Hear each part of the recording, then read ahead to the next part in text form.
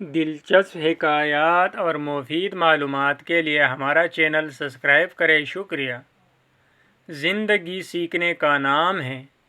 بانٹنے کے لیے صرف دولت نہیں، ہر وہ چیز جو ہمارے پاس اپنی ضرورت سے زیادہ ہے اسے بانٹنا چاہیے۔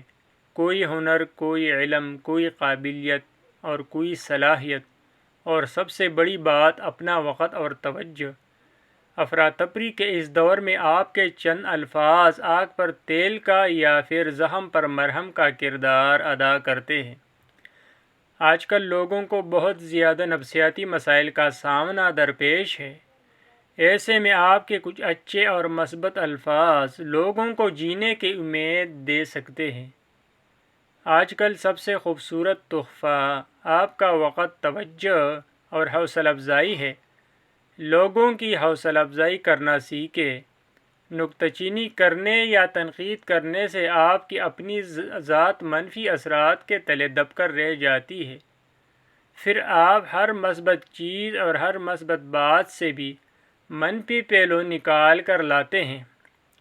آپ اس قدر عادی ہو چکے ہیں کہ آپ کی آنکھ مثبت پہلو کو دیکھنے سے قاصر ہے، کیونکہ منفی سوچ کے حامل شخص کی آنکھ مثبت پہلو کو دیکھنے سے قاصر ہوتی ہے۔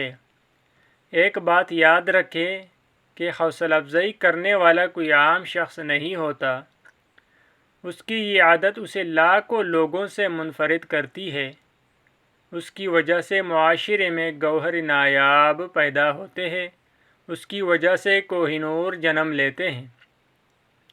اس کی وجہ سے معاشرے میں سایہ دار اور پھل اور درخت لگتے ہیں۔ جہاں حوصلہ افزائی کرنے والے کی وجہ سے دوسرے لوگ 2 قدم آگے جاتے ہیں، وہیں حوصلہ افزائی کرنے والا خود 4 قدم آگے چلا جاتا ہے۔